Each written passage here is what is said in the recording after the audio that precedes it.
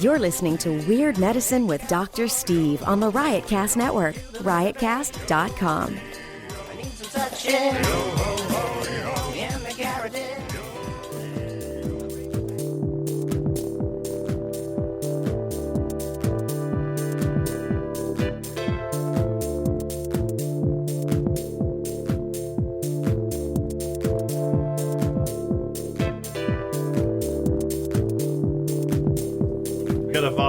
Oh.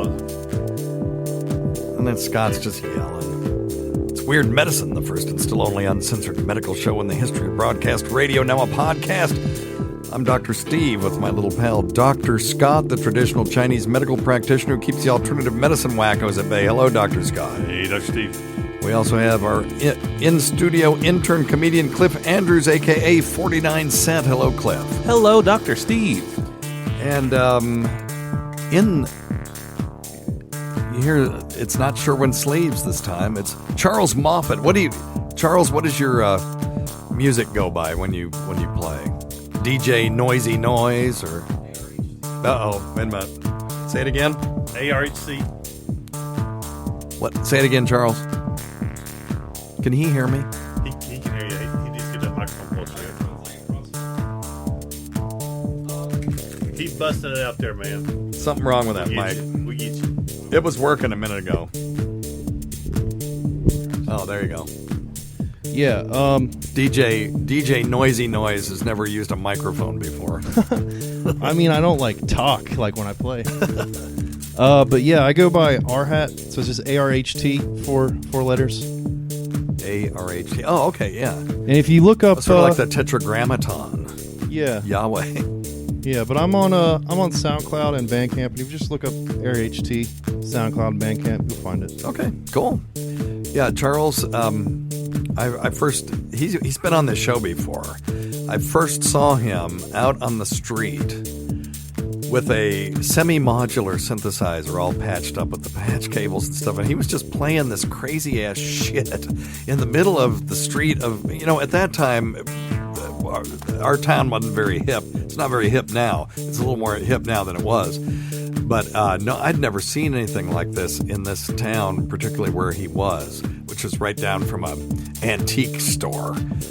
So I said, I have to go talk to this guy because, I was a patched up modular synthesizer guy from back in the 70s, So if you guys don't know what I'm talking about, just Google Keith Emerson Moog synthesizer, and I trained on one very similar to that in the 70s. And Charles had this sort of miniature version of that, and so we started talking. It turns out that his father and my wife are friends, and then so we had that connection, and we've just kind of, we had a mini Moog Fest at our house about a year ago and just played music and stuff, and so he's very good, and he's going to be playing August 11th. Is that when it is, Scott?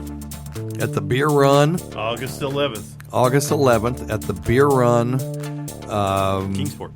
Kingsport, Tennessee. The grand opening. And we're going to have beer, of course. There's a restaurant there called the Magnolia Grill. You can sit out by the river, and by then we'll have the big sail up so you can get out of the sun. And just have a big old time listening to ARHT do some buttery beats. And then Scott and I are going to play for about an hour or two. Oh, yeah. So that'll be a big letdown. We should probably play first. No. We need people to... Oh, to be drunk already? Yeah, you got to get them liquored drunk. up. Okay. Needs to be dark and it's better. And then don't forget... etncomedy.com, Vic Henley, August 2nd, 2018, and also in Kingsport, Tennessee. We're doing a lot of stuff in Kingsport this summer. At Allendale Mansion, all the directions and stuff are at etncomedy.com. It's free admission. It's a Thursday, I get it. Do an extra long weekend. Come hang out with us. There will be craft beer there, food trucks. 49 Cent will be doing 5-10 minutes. Woo. And James Bird, both of whom were finalists in the Funniest Person in the Tri-Cities competition. And then Vic Henley. And it's free. The food and drink isn't free, but everything else is free. All right? Don't forget Dr. Scott's website at simplyherbals.net, simplyherbals.net. And if you're going to go shopping at Amazon, just go through stuff.drsteve.com, stuff.drsteve.com. And if you need earbuds, go to tweakedaudio.com. Use offer code FLUID, and you get 33% off all of your purchases, which is a big deal. That's not a small discount. That's a major discount. That's a lot. Yeah, it is. It's cool when you've got like $30 in your cart, and then you hit that fluid, and all of a sudden it's $20. That's a big deal. So, anyway, all right. Well, you want to take some calls? Let's do it. Number one thing, don't take advice from some asshole on the radio. By the way, I turned on XM 103 today at 2 o'clock, and Bennington Show was on there. So I guess they've moved over from Raw Dog 99. So it's very cool. Anyway, all right. Let's answer a couple of questions. This one's for you, Scott. Hey, Dr. Steve. I was curious about beetroot juice and the effects on the body. I've been drinking it for about 3 weeks, and I feel like a different person. Tell me what you think, man, please. Beetroot juice. So is that just beet juice? I think so. Yeah, I think so. Okay. Because the I don't know that one. Why is she chiming in? I don't know. Yeah, so it's a very deep red juice. And, historically, beets were used for a lot of different ailments and stuff back in the past, but it was kind of, got claims like snake oil. It's a good source of iron and folic acid, but it's also got some other stuff in it, too. There's some antioxidants, if you're into that. I'm not, particularly if you smoke. Antioxidants have been shown to not be beneficial, particularly in people who smoke. It may even be detrimental. But there are some... there is a study that showed that beetroot juice was associated with a modest reduction in blood pressure. Mm-hmm. And this was a very well-conducted review of the current evidence. So they did another meta-analysis where you take a bunch of different studies and mush them together. There's another review that looked at beetroot juice and exercise performance. Because, when you do a study like this, people say, I feel better. Well, how do you measure that? Mm-hmm. There are actual validated instruments for, it's called health-related quality of life. Mm-hmm. So you can use that as an endpoint to people just feel better. Because we could do that with Dr. Scott's interventions. Absolutely. You do a study of the patient's health-related quality of life before, have them go see Dr. Scott, see what it is after. Now, that will not eat or subtract out the placebo effect, but it may not matter. It's just that we want to know if it doesn't make people feel better, so you can do that. But you have to have some measurable endpoint, right? Otherwise, you're just farting around. Mm-hmm. So these guys looked at exercise performance. They found that inactive and recreationally active individuals saw moderate improvements in exercise performance from drinking beetroot juice, and I'm not 100% sure what their endpoint was. Oh yeah. No, I don't even know. But here's the thing. A lot of these studies, like arginine that shows improvements in exercise capacity, it's always in people who are out of shape. The elite athletes, most of the time, don't get measurable results from these, but it's people like me who aren't doing enough, There was another study that showed that a diet high in beetroot juice may increase blood flow to certain areas of the brain.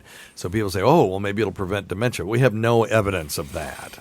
Mm-hmm. How would we do that? We would have to give a certain number of people a placebo and a certain number of people beetroot juice. How would you do that? Well, you'd have to mask it somehow. And you'd have to follow them over decades to see if there's any statistically significant decrease in the amount of dementia in those groups. That has not been done. They looked at beetroot juice on cyclists who were cycling in a high-altitude chamber. They found that cyclists that were given the juice had modest but significant increase in the terms of their time trial scores. So, a 16-second improvement could be a big deal. Huge. In a situation like that. So that's interesting.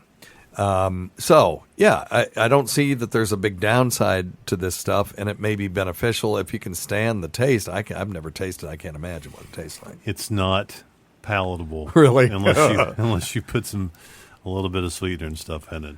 And just remember, you can't just sit on your ass and watch Netflix like me. Right, and drink beet juice with vodka in it. And then think you're doing yourself any good. That was my plan. Well, you can, but I don't think we get the same results. Yeah. I mean, we just want to take pills and be able to eat, I don't want to name any particular fast food places, but, eat fast food and think we're going to be okay. So we really need to make better choices. I need to do that. I've committed, once I get back from this vacation next week, that I'm going to lose 40 pounds in the next year or two. And because my health-related score, my psychological score all came back good. We do these things at work where you got to take all these surveys and shit, and then you get a discount on your health insurance. Yeah.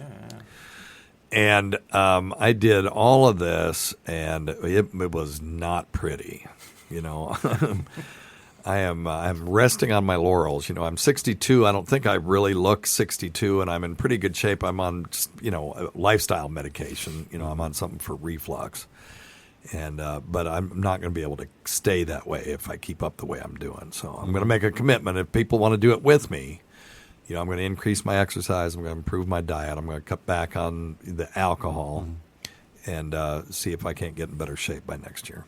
It's saying on here that the beets are high in the nitrates, so the nitric acid. If it was nitric oxide, it helps that may be what helps improves to relax blood flow. Blood flow, right? Yep. Decrease the pressure on the blood vessels and increases penile tumescence. Exactly. That's the mechanism by which Viagra works, is it increases nitric oxide. Right. So things that have arginine in them is a precursor to nitric oxide, so that may have that, and it may somehow increase nitric oxide otherwise. Like, look up beetroot and nitric oxide, Dr. Scott, if you don't mind. Sure.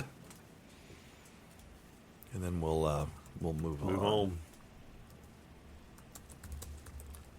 I just can't think of drinking a cup of beetroot, anything with the word beet in it, and then just being happy with the decision I made.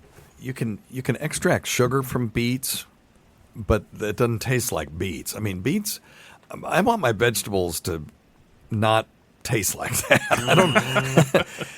It's sweet, but not sweet in a good way. Yeah. To me. But then I think everybody's taste buds are different. My brother and I have a hypothesis that if liver tasted to everyone the way it tastes to us, nobody would ever eat it, because it just tastes to me like a lump of shit in my mouth. What it looks like is that the nitrates do convert to nitric oxide. Okay. In the body, which is what gives you a lot of those beneficial effects. Yeah, nitric oxide. Now, nitrous oxide is laughing gas. Yeah, a little different. Yeah. But nitric oxide. Did I say nitrous? No, you didn't. Oh, okay. No, I was thinking nitrous, though, so I'm glad you clarified. Right, sorry about that. I was thinking other people might be thinking nitrous oxide. It's like, well, I'll try it, but I don't think it's going to work. I don't want people doing whippets thinking it's going to help their blood pressure. So, all right. So there you go. Today's episode is brought to you by Angie. Angie has made it easier than ever to connect with skilled professionals to get all your jobs and projects done well. Let me tell you, there's the version of it where you try to do something at home, and then there's a version of it where you have someone help you, you watch them do it the right way, and you go, thank God I didn't try to do that myself. I have fully done things around the home that I think look good, and then a bang in the night, and I wake up to a shelf collapsing, a painting falling off the wall. I've seen it all go south. I own a home, and I can tell you, I know how much work it can take. Whether it's everyday maintenance and repairs or making dream projects a reality, it can be hard just to know where to start. But now all you need to do is Angie that and find a skilled local pro who will deliver the quality and expertise you need. Whatever your home project, big or small, indoor or outdoor, you can Angie that and connect with skilled professionals to get the project done well. Right now, one of my wish lists is I want a bike for my condo in Milwaukee, and I would love to rig it up on a pulley in the ceiling because I have one of those lofted ceilings, but I'm so scared to try that on my own. Angie has 20 years of home experience, and they've combined it with new tools to simplify the whole process. Bring them your project online or with the Angie app. Answer a few questions and Angie can handle the rest from start to finish, or help you compare quotes from multiple pros and connect instantly. which means you can take care of any home project in just a few taps. Because when it comes to getting the most out of your home, you can do this when you Angie that. Download the free Angie mobile app today or visit Angie.com. That's ANGI.com. Hi, Dr. Steve. I listen to the show a lot, and I always hear you say if we doctors in the medical community knew how to cure that, we definitely would. We wouldn't keep it a secret. So here's my... Right. What I was talking about was these conspiracy theories that doctors are suppressing the cure for cancer, that it's very simple. And we're suppressing it because we make more money by treating it rather than, with the stuff that we've got, rather than using vitamin B17 or whatever, which you can just buy over the counter. Well, just go do that. But, I don't want people to make the mistake of doing something, quote unquote, alternative to the exclusion of things that we know work. You have the right to do it, but I think it's a mistake. And my point on that, 49 cent, has always been that if I knew that vitamin B17 was the cure for cancer and I had been informed that I had to suppress it, for the greater good of the medical profession, for the money, I would expose it everywhere just for the blowjobs I would get. Right. I mean, think of all the blowjobs you would get if you had the cure for cancer. Forget the money. Yeah. I'm talking about blowies, man. Exactly. What's my... So anyway, so that's crap. But anyway, that's what he's talking about. So let's see what he has to say. And I want you and Dr. Scott to answer this if possible, because apparently Western medicine is just figuring this shit out, but Eastern medicine has known it for thousands of years. What do you think about the new trend that all the food documentaries are talking about, food for medicine, basically saying that if you eat a bunch of plants, you can cure things like high blood pressure and clogged arteries and diabetes and even depression? And what are the chances of the American medical community pushing this stuff out as a form of medical treatment as opposed to just a dietary option? Thank you. Yeah, no, it's a great question. Mm-hmm. We know we are what we eat. I just got done talking about how I'm eating poorly, and I know I need to do better, and I know I'll live longer if I eat better. So why don't we do it? Why am I not doing it? Because, a cheeseburger tastes so damn good, and there is kind of for me, an addictive, I think, I miss it. Yep. I start craving it. And so now if one of my patients was craving a medication that was bad for him, I wouldn't prescribe it anymore. But food, you just go to the store and buy it. Right. So I'm not a fan of legislating this stuff. I think that's silly, but we do need to do a better job. If we know that a plant-based diet, for example, reduces heart attack and stroke, we should be pushing that. Now, when does food become medicine? Mm-hmm. You got to have food. Yep. So I don't know that we can call it medicine exactly, but you can certainly say that having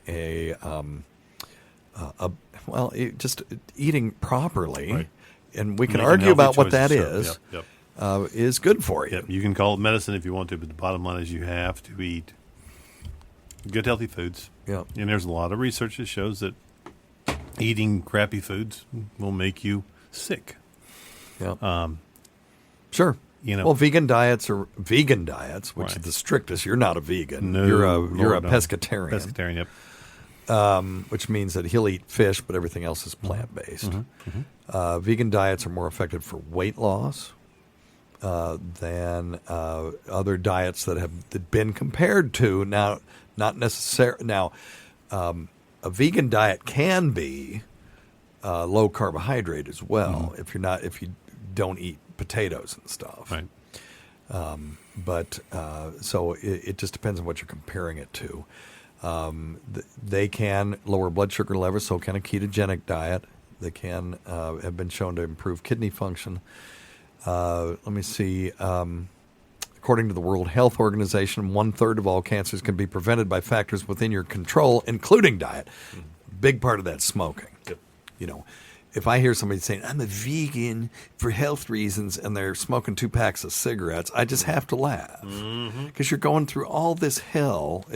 Some people like it, but if it's a sacrifice for you, why are you sacrificing that if you're just going to keep smoking? Right. So that's always silly. Yeah, so food as medicine, I hate to call it medicine, but certainly food for good health is what it is. And yes, it's, for years and years and years and years, the Chinese diet, the Mediterranean diets, a lot of those things are based on eating particular foods for particular health styles. So, what about like multivitamins and stuff that have vegetable bases and stuff like that? Well, how many of them actually have vegetable bases? That's the thing. Multivitamins are extracted. Some of them may be even synthesized. And if you don't have a vitamin deficiency, there really isn't a real indication for them. They've done some recent studies that showed that multivitamins really don't affect all-cause mortality at all. And maybe folic acid may have some benefit. I've seen another study that said vitamin E was beneficial. I've seen other studies that showed that vitamin D helps people prevent certain viral infections. They have a decreased incidence. Correlation doesn't mean causation necessarily, but so there's a study here that I wanted to show you guys. It's from 2014 in the journal Nutrients. This is not a wacko journal. And I'm just going to read the abstract to you. It says, vegetarians, those who avoid meat, and vegans, additionally avoiding dairy and eggs. So basically, vegans are, in a very simple form, are vegetarians that avoid all animal products, and that includes dairy products and eggs. They're 5%, 2% of the U.S. population, and they summarized available evidence from 3 prospective cohorts of Adventists in North America. Now, have you ever been to an Adventist food store? It's the coolest place in the world. They've got all kinds of fake meat in there. They still some people, I guess, in the Adventist food store still want to eat meat. Now, this comes from 40 years ago. When I used to go to the Adventist food store that was near me, I would get these steaks, right? And they were just kind of layers of soy fiber or something, but they were just like steak. You could cook them just like a steak, and they kind of tasted like a steak, at least to me, when I was 17. But anyway, so the Adventists are a good cohort to follow because they're tend to be pretty strict on their diet.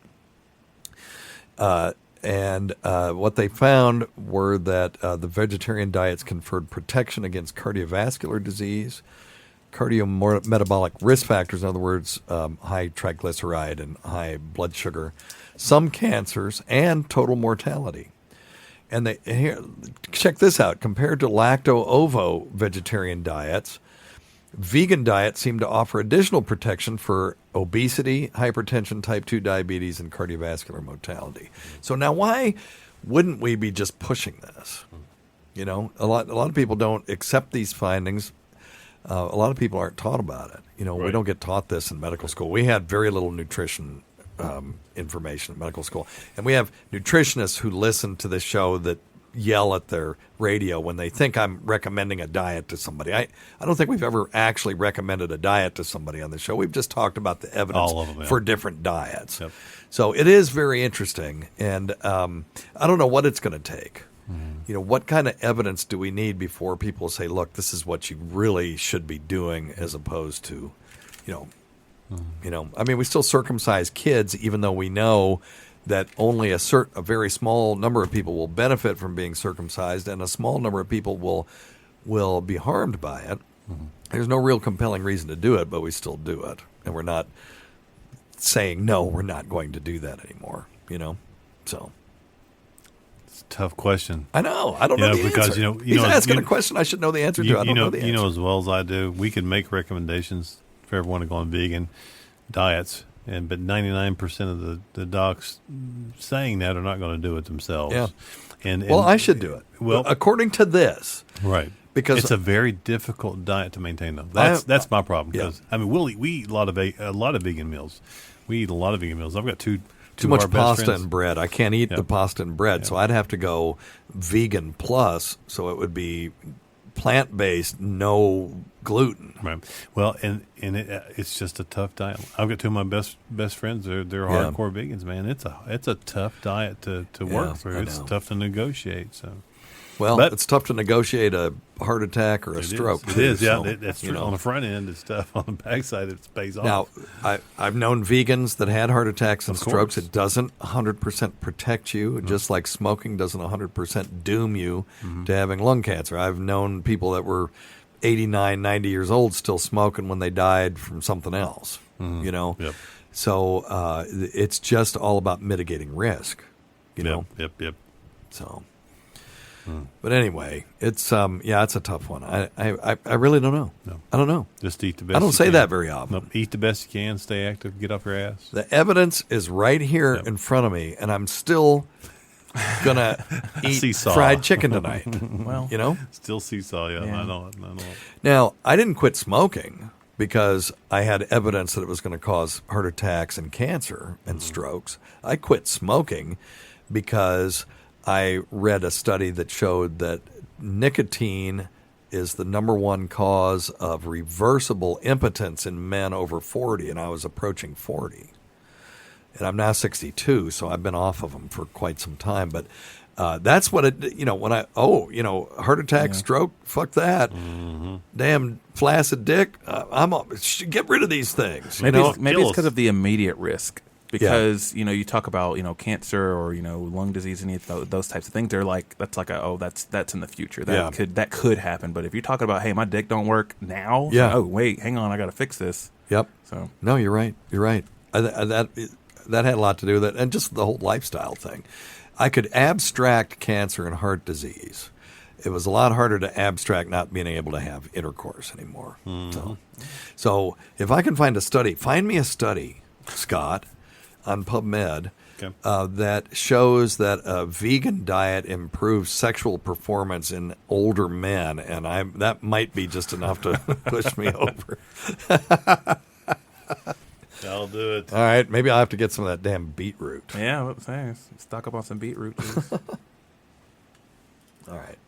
I was just wondering if you had a cure for jock itch. Okay, his audio is terrible. He asked if we have a cure for jock itch. So jock itch generally, not always, is a fungus, and antifungals will take care of it.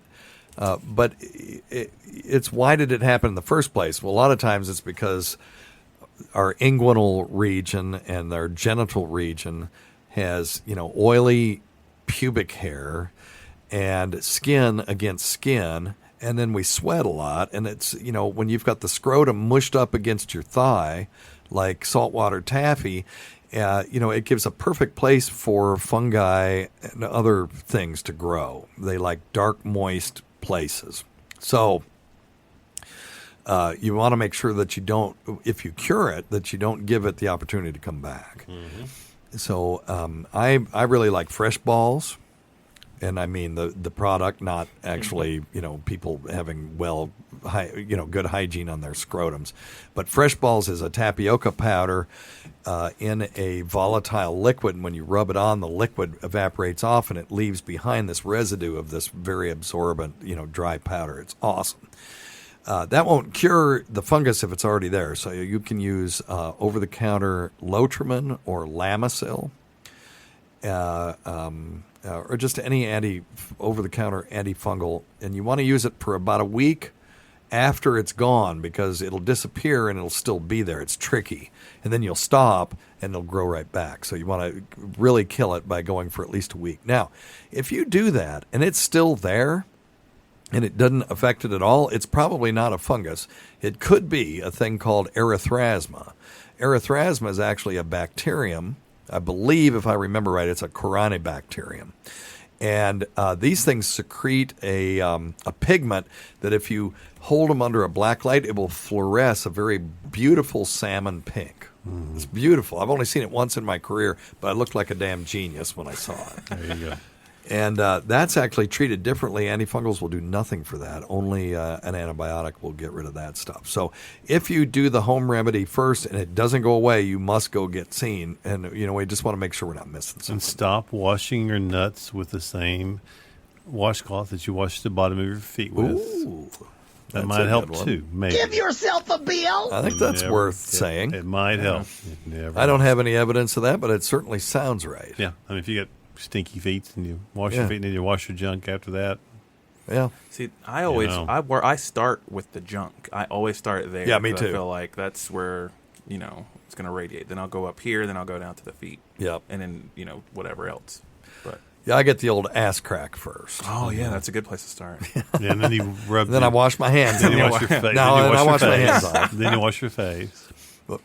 But now I'm compelled to do the ass crack first because I got a really hairy ass crack, and it just it only feels good right after I get out of the shower. Yeah. Anyway, all right, hey DJ Noisy Noise, aka ARHT. So it's ARHT. That's too hard, dude. It's okay. It's cryptic on purpose, meaning nobody will ever be able to find you on the internet. But ARHT. Hey, Charles, do you know what my DJ name is? What? DJ Minty Fresh. Nice. I think if I ever DJ, I think I'm gonna go by DJ Sex Chrome. Ooh, I like that. Our electronic band. If the Moogfest people get together, and you're included in this because you were peripherally. You were invited to Moogfest, just didn't show up. Is our band name is Super Android 23. So anyway, okay, you got something going? I'm going to bring you up. Let's hear what you got. We'll take a little musical interlude here for a second.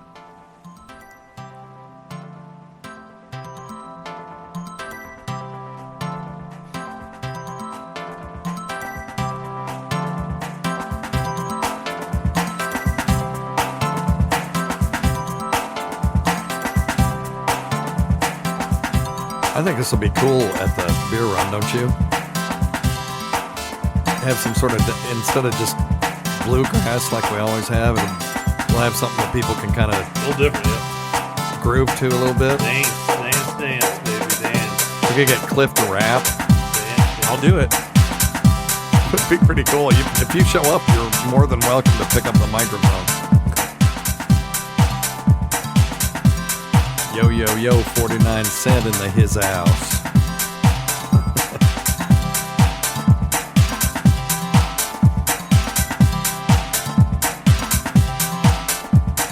We had a very stressful SiriusXM show today, and a lot of really serious information. It's on demand at SiriusXM regarding chronic pain and chronic pain patients and stuff. Check it out. Thanks. Always go to Dr. Scott, 49 cent. Check out ARHT on SoundCloud. Just Google it. Let me Google that shit and see what comes up. If you Google SoundCloud ARHT or Bandcamp ARHT, it's the first thing. Okay, so ARHT comes up. ARHT Media, leaders in holographic telepresence. Yeah, you got to look up SoundCloud or Bandcamp. Okay. All the normal names are taken. That's the thing. Yeah, that is a problem. Yeah, I'm trying to see if you. Yeah, there's an ARHT Media. They're all over everywhere. And then Auckland Rescue Helicopter Trust. that one actually makes sense. Is ARHT. All right. So now let's do ARHT SoundCloud and see what comes up. There we go. I do things. Beats, dance, music, other stuff. 20 tracks, 18 whole followers. I'll be interested to see if you get any more after this show airs. This is his music. It's dope, though, guys. Go follow him. Yeah. This is the shit. This is awesome. Yeah, and it's playing itself. That's the cool thing. With Charles is sort of guiding it, but the machines are... Well, that's not really true. I mean, he created all these beats and stuff, but it's really neat that they're just he can set up different loops and polyrhythms and stuff, and it's all very musical. And once you sync all of your stuff together, which is hard to do, it's can be very technical, especially when you're syncing instruments from different manufacturers and stuff. But once you do, it's gold. Listen to that. Okay. Check out Cliff Andrews at Rants in My Pants on YouTube. And I have not done that yet, although I have seen your stand-up on YouTube multiple times. Awesome. Don't forget, Cliff's going to be at Allendale Mansion August 2nd, 2018. Doors open at 6 p.m. Admission is free. The headliner will be Vic Henley. Did you hear what I said? Admission is free. Go to etncomedy.com. Look for that. Check out Dr. Scott's website at simplyherbals.net. We can't forget Rob Sprance, Bob Kelly, Greg Hughes, Anthony Cumia, Jim Norton, Travis Teft, Eric Nagel, Roland Campos, Sam Roberts, Pat Duffy, Dennis Falcone, Ron Bennington, and Fez Watley, whose early support of this show has never gone unappreciated. Listen to our SiriusXM show on the Faction Talk channel, SiriusXM channel 103, Saturdays at 8 p.m. Eastern, Sunday at 5 p.m. Eastern, on demand, and other times at Don Wickland's pleasure. Many thanks to our listeners whose voicemail and topic ideas make this job very easy. Go to our website at drsteve.com for schedules and podcasts and other crap. Until next time, check your stupid nuts for lumps, quit smoking, get off your asses, and get some exercise. We'll see you in 1 week for the next edition of Weird Medicine.